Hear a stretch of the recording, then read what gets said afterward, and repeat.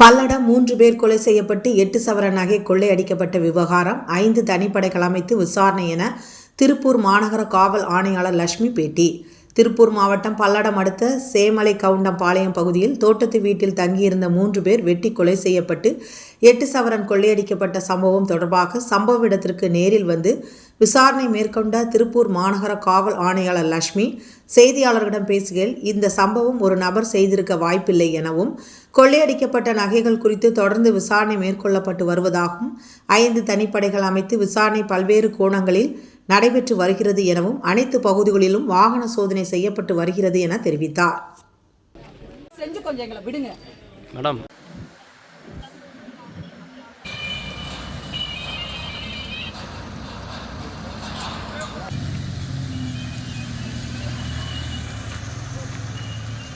பின்னாடி போகுது இந்த இடத்துக்கு இப்போதான் மேடம் எடுக்கிறோம்.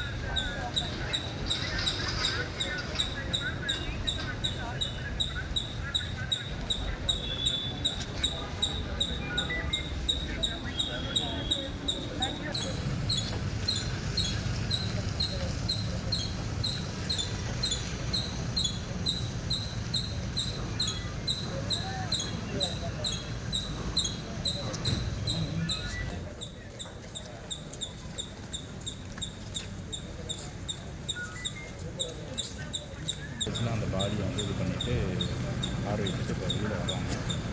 நான் பையன் முழுக்காக வந்திருக்கேன். இந்த கேப்பில் நடந்திருக்கு. அதனால் எல்லாத்துக்கும் டவுட்டாக இருக்குது. ஜுவல்ஸு வீடெல்லாம் கலந்த மாதிரி சொல்கிறாங்க. வீட்டில் பொருள்லாம் கலந்த மாதிரி சார்.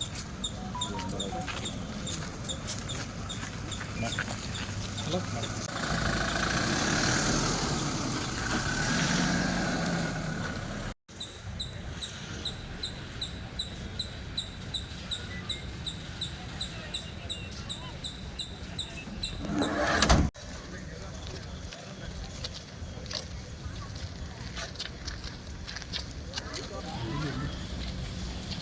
யாரும் வந்தாலும் இல்லை அவர் அங்கே